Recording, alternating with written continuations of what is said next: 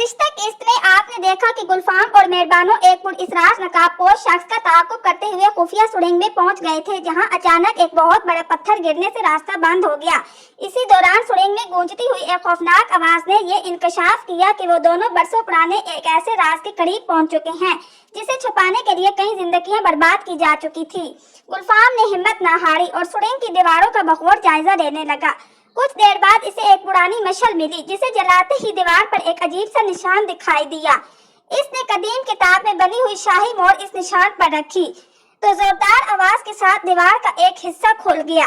अंदर एक छोटा सा कमरा था, जहां एक लोहे का संदूक रखा हुआ था। संदूक के अंदर सोना या हीरे नहीं थे, बल्कि एक कदीम फरमान और शाही खानदान का असल नस्बनामा मौजूद था। गुलफाम ने फरमान पढ़ा तो इसकी आंखें हैरत से फैल गई। इसमें लिखा था कि बरसों पहले शाही खानदान के एक वफादार वजीर पर झूठा इल्जाम लगाकर इसे कत्ल कर दिया गया था और इसकी तमाम जायदाद छीन ली गई थी। इस जुल्म का असल जिम्मेदार एक लालची शख्स था, जिसकी नस्ल ने बाद में अपनी शनाख्त बदल ली थी ताकि कोई इन्हें पहचान न सके। इसी वक्त सुरंग में जोरदार कहका गूंजा और समीर अपने चंद साथियों के साथ सामने आ गया। इसने अपना नकाब उतारा और कहा कि आप सच जानकर भी तुम कुछ नहीं कर सकते, क्योंकि मेरा असल मकसद हमेशा से इस फरमान को तबाह करना था। इसने एतराफ किया कि इसका असल नाम समीर नहीं बल्कि ज़रियाब था और वो इसी लालची खानदान की आखिरी नस्ल से ताल्लुक रखता था, जिसने बरसों पहले शाही खानदान से गद्दारी की थी। इसने ये भी बताया कि समरा कई सालों से इसकी मदद कर रही थी और दोनों ने मिलकर शहरबानों के गरूर और मेहरबानों की सादगी को इस्तेमाल करते हुए महल में नफरत फैलाई ताकि कोई इनकी असल साजिश तक ना पहुंच सके।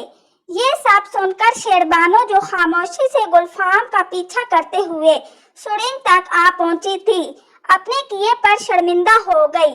इसकी आंखों से आंसू बहने लगे, क्योंकि इसे एहसास हो गया था कि इसने अपनी ही बहन पर झूठा इल्जाम लगाकर सबसे बड़ी गलती की थी। इसने मेहरबानों से माफी मांगी, मगर इससे पहले कि कोई कुछ कहता, समीर ने गुस्से में तलवार खींच ली। सुरंग के अंदर जबरदस्त मुकाबला शुरू हो गया। गुलफाम ने बहादुरी से समीर का सामना किया, जबकि इसके साथियों को शाही मुहाफिजों घेर लिया। लड़ाई के दौरान समरा भागने की कोशिश करने लगी, मगर वो फिसल कर गिर पड़ी और मुहाफिजों ने इसे गिरफ्तार कर लिया। चंद ही लम्हों बाद गुलफाम ने समीर को शिकस्त दे दी और इसे जिंदा पकड़ लिया गया।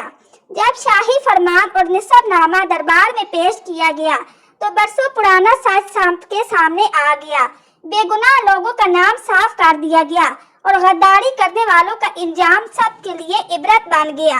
शहरबानों ने सबके सामने अपनी बहन मेहरबानों से माफी मांगी और वादा किया कि वो आइंदा कभी गरूर को अपने दिल में जगह नहीं देगी।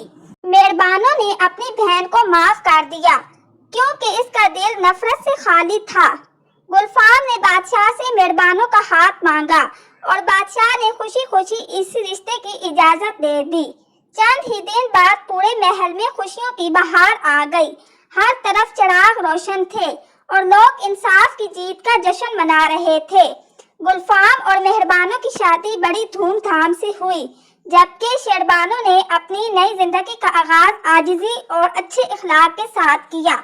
समीर और समरा को इनके जराइम की मुनासिब सजा दी गई, ताकि आइंदा कोई भी लालच और धोखे की राह अख्तियार करने की हिम्मत ना करे। इस कहानी से हमें ये सबक मिलता है कि हुस्न से ज्यादा खूबसूरत इंसान का किरदार होता है और गरूर इंसान को अंधा कर देता है, जबकि सच्चाई और अच्छाई देर से ही सही मगर आखिरकार जरूर कामयाब होती है।